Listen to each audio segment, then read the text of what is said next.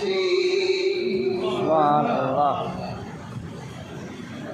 তবে বাবা, আমার মনে হয় আমার পেটে যে সন্তান এসেছে, আমি স্বপ্নে দেখেছি এই সন্তান সাধারণ কোনো সন্তান নয়। এই সন্তান আমার পেটে আসার পর থেকে আমার এই পরিবর্তন। আমি মুখে থুতু ফেললে আমি দেখি আমার থুতুর ভিতর থেকেও সুঘ্রাণ বের হয়ে যায়। হাজির আব্দুল্লাহ বলল, তাহলে ঠিকই তো আছে। কারণ আব্দুল মুত্তালিব সে নিজেও জানতো তার বংশে এক সন্তান আসছে, যে সন্তানের ভবিষ্যৎবাণী কোন বাপটি তাকেও বলেছিল। হাজির আল্লাহর হাবিব যখন তার বয়স একদিন, আরবের একটা রেওয়ায়েত ছিল যে কোন শব্দ জন্ম নেওয়া সন্তানকে হাবিবে রাখা হতো। মহিলারা আসলো, আপনার নাতিকে দেন, তাহলে হাবিবে একটা রাত রেখে দেওয়া হবে। আল্লাহ হাবিবকে দিয়ে দেওয়া হলো। তারা গিয়ে লোহার হাবিবে রহমাতুল্লিল আলামিনকে রেখে এরপর সেই হাবিব উপর তারা পাথর চাপিয়ে দিল। সকালবেলা আল্লাহ হাবিবকে দিয়ে যাবে। সকালবেলা যখন তারা আসলো, এসে দেখলো সেই লোহার হাবিব ফেটে চৌচির হয়ে গেছে, আর রহমাতুল্লিল আলামিন আকাশের দিকে তাকিয়ে আছে। আরবের নারীরা বলল, এইরকম ঘটনা তো আমরা কোনোদিন দেখি নাই। এই শিশু তো কোনো সাধারণ শিশু না। আর হাজির সময়টা ছিল দুর্ভিক্ষের সময়। আকাশ থেকে বৃষ্টি নামতো না। মানুষেরা বৃষ্টির জন্য বিভিন্ন দেবতার কাছে গিয়ে বিভিন্ন মানব করত, বৃষ্টি হতো না। সবাই আব্দুল মুত্তালিবের কাছে এলো। আব্দুল মুত্তালিব, আমরা জানতে পারি তোমার ঘরে এক শিশুর জন্ম হয়েছে, এই শিশু নাকি বরকতে। তাহলে এই শিশুকে নিয়ে একদিন কাবার চত্বরে আসো। এরপর কাবার করবো আল্লাহর সামনে। এই শিশুকে উসিলা করে আল্লাহর কাছে বৃষ্টি চাও। যদি আল্লাহ এই শিশুর আস্থাভাজন হয়, আল্লাহ যদি এই শিশুকে তার প্রিয় পাত্র মনে করে, তাহলে এই বাচ্চা উসিলায় হয়তো আমাদের আকাশে বৃষ্টি আসবে। আব্দুল মুত্তালিব আল্লাহর হাবিবকে নিয়ে কাবার চত্বরে গিয়ে দাঁড়ালেন। আব্দুল মুত্তালিবের বলতেও হয় না যে আল্লাহ বৃষ্টি দেন, শুধু আল্লাহর হাবিবকে আকাশে তুলেছে। মুহূর্তের ভিতরে কাবার চত্বর বৃষ্টিতে পরিপূর্ণ হয়ে গেল। এমন বৃষ্টি হলো, আরবের মানুষেরা বলে আমরা এইরকম বৃষ্টি আর কোনোদিন দেখি নাই।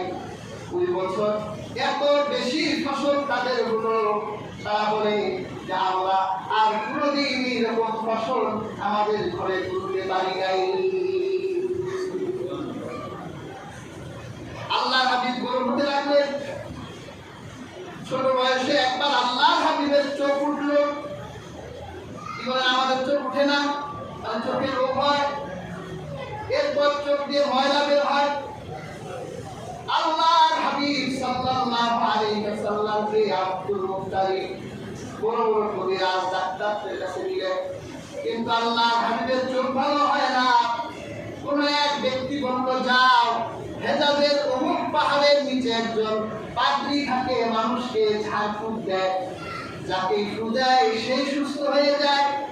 আব্দুল মুত্তালিব তোমার নাতিকে নিয়ে সেই পাদ্রীর কাছে যাও, হয়তো ওই পাদ্রী তোমার নাতির চোখে ফু দিলেই সুস্থ হয়ে যাবে।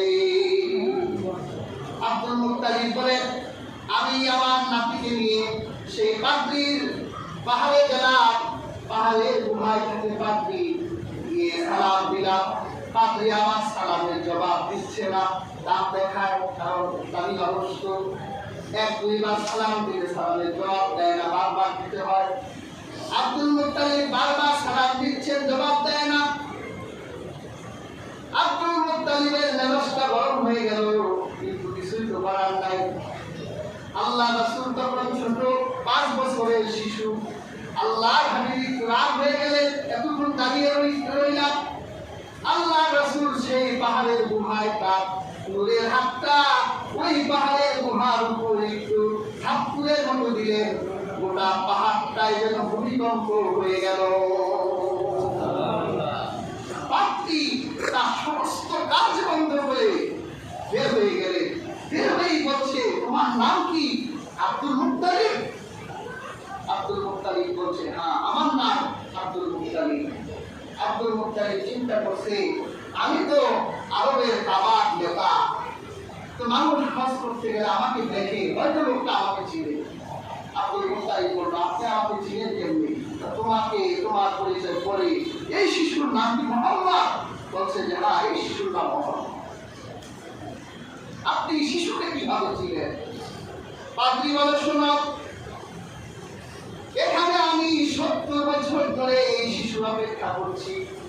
সুবহানাল্লাহ। কারণ আমি তাওরাত কিতাবে পেয়েছি, আখিরি জামানার নবীর একবার ছোট্ট বয়সে চোখ উঠবে, কখন করতেছে কথা। এরপর আরবের বড় বড় ডাক্তার কবিরাজদের কাছে যাবে, কিন্তু কেউ তাকে ভালো করতে পারবে না। এক পাহাড়ের গুহায় এক পাদ্রী থাকবে, ওই পাদ্রী যারে ফু দেয় সেই ভালো হয়ে যায়। আব্দুল মুত্তালিব তার নাতিকে নিয়ে ওই পাদ্রীর কাছে আসবে। আমি যখন তাওরাত কিতাবে এই ঘটনা পড়লাম, আমার মনে খায়ের জন্ম নিল, আমি যদি সেই পাদ্রী হতাম। এই জন্য আমি আমার আরামায়েশের শহর ছেড়ে তোমাদের এই হেজাজ এলাকায় এসে বাসা বেঁধেছি, এখানে খাবার নাই, কষ্ট করি এই শিশুর জন্য। আব্দুল মুত্তালিব বলে, আপনার কাছে তো আর ঘটনা করে বলার কিছুই নেই, আপনি তো সবই জানেন, তাহলে আমার নাতির চোখে একটা ফু দেন, আমার নাতি সুস্থ হয়ে যায়। পাদ্রী বলে, যে আব্দুল মুত্তালিব শুনে রাখো, তোমার এই শিশুর শরীরে তার চোখে ফু দেওয়ার মতো আকাশের নিচে কোনো পাদ্রী জন্মগ্রহণ করে নাই। এই শিশুর চোখে ফু দিলে এইরকম মানুষই এই পৃথিবীতে জন্ম দেয় নাই, তার চোখে তো আমি ফু দেওয়ার সাহস করি না।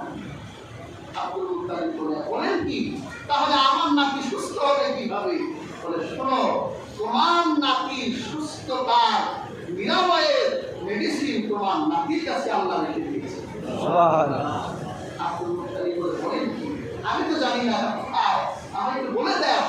আব্দুল মুত্তালিবকে সেই পাদ্রী বলল, তুমি তোমার নাতি মুখ থেকে একটু লালা বের করে তার চোখে লাগিয়ে দাও। চোখে লাগিয়ে দিল, রহমাতুল্লিল আলামিন সাথে সাথে যুক্ত হয়ে গেল। সুবহানাল্লাহ। আব্দুল হক মুহাদ্দিস দেহলভী তার মাদারিজুন নবুওয়াতে লিখেছে, শুধু তাই নয়, আল্লাহর হাবিব সাল্লাল্লাহু আলাইহি ওয়াসাল্লাম যখন হযরত আবু বকরকে নিয়ে তিনি হিজরত করতে গেলেন, হিজরতের আগে যখন দারুন নাদওয়াতে আল্লাহর হাবিবকে মেরে ফেলার জন্য আবু জাহেলরা আইন পাশ করলো যে রহমাতুল্লিল আলামিনকে মেরে ফেলা হবে, আল্লাহ রাসূল আবু বকরকে নিয়ে এক পাহাড়ের গুহায় তিনি আশ্রয়ের জন্য ঢুকেছিলেন। সেখানে 100 বছরে একটা পুরাতন সাপ আল্লাহ রাসূলের অপেক্ষা করছিল। ওই সাপটা রহমাতুল্লিল আলামিনের অপেক্ষায় ছিল যে আল্লাহর হাবিব এখানে আশ্রয় নিবেন। যখন রহমাতুল্লিল আলামিন সেই গুহায় ঢুকলেন, কবুতর ডিম পারলো, মাকড়সা বাসা করলো। আবু জাহেলরা ওরা তো অনেক বড় গণক ছিল, পা দেখে দেখে ওই পাহাড়ের কাছে চলে গেছে।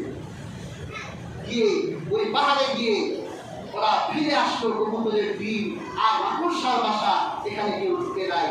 আসলে ওখানেই রহমাতুল্লিল আলামিন ছিলেন।